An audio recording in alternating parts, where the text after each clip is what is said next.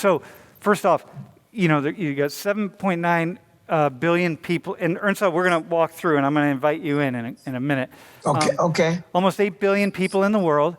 800 million people living on $1.90 or less per day. That's $1.90. So don't think, and what's really important that you understand is that doesn't mean, well, in other countries like Haiti, it's really inexpensive to live there, so $1.90 can go a long way. Like Ernst, what is a pound of rice cost, white rice in Haiti right now, in U.S. dollars? I mean, we only sell it by £5. Okay. Like 5 pounds of rice would cost about almost 10 US dollars to buy.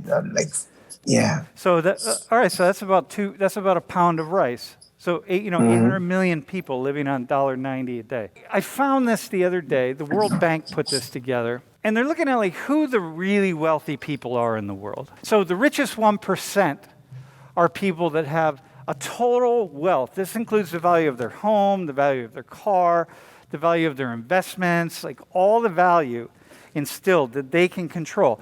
The next 11% are people who we would call middle class in the world. This is the entire world, are people that have the equivalent of about $100,000 up to $1 million.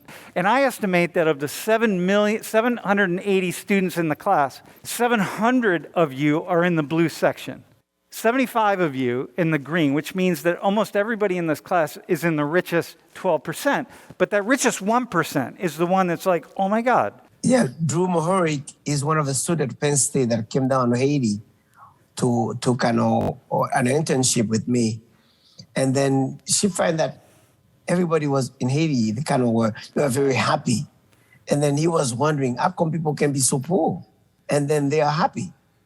And then he started to make that research. And before he went back to the US, he told me, and so I find the answer. Everybody's comparing themselves to somebody who was poorer than them. So they feel like they're richer than the other person. So that's why they don't compare themselves with people that are rich. They compare themselves with people that are poorer than them. So that's why they're so happy. But I find out that there's a lot of inequality, definitely, in the world. Yeah. About our wealth. If we go to the next slide really fast, this is how much money people are controlling. So the richest 1% is controlling almost half of all of the world's wealth. And the poorest 55% is controlling about 1% of the world's wealth. First question I have for you all, the three of you, is how is that to be rich? A lot of people, they see where we are now, they see where I'm at now, and they're like, oh, you're from the suburbs or something like that, right? But I personally grew up middle child for a very long time because my mom had me at 17, and we didn't have a lot. My mom was a clerk at Children's Hospital of Philadelphia, and we pretty much survived off that for a good number of my years, but now she's very highly educated, I guess, in terms of the world wealth. She would have had a meteoric rise to the top 1% because now she's got her master's degree, she's going for her doctorates, and I wouldn't say it's the easiest thing to do, but it's a very straightforward path to take here in America, where a lot of other countries, they don't have that sort of opportunity. One of the things that I would say definitely differentiates us in America is the values that we have. So I don't have a nice rags to riches story like you did exactly. I can't lie. I was born into old money, old. And so it's interesting because I was also homeschooled. And so I didn't have anything to compare rich life to for most of my life. So I didn't even know there was any different way of living, let's say, until I started high school, when I actually went to non-home high school. And then I was wow, So yeah, I agree pretty much any other day, but then also I look at other people and then I feel weird because I don't know, why do I have that? You know what I mean? If I'm just comparing myself to people here, I'm not considered rich, but compared to the rest of the world, in poorer countries, I am considered rich because my parents are immigrants. So here we're people will be calling me and was like, oh yeah, can you send me this? And I'm like, I don't even have the money for myself, but like you expect me to send you like $50, but like, I mean, I still send it just because like I know like it's hard for them. So you have family in Liberia, right? Yeah. Uh-huh. It's hard for them, and like $50 can really take you a long way. Like you can probably eat good for like a week for like living off of like $10. Like that can feed you for like a week or two. So I think here I'm not considered rich amongst everybody else, but like comparing back home, I'm considered rich. So it feels good because I don't have to like worry about I don't have to worry about where my next meal is coming from. Ernst, let me ask you, how is it for you? Well, it's been very, very difficult, but I find out that I was lucky.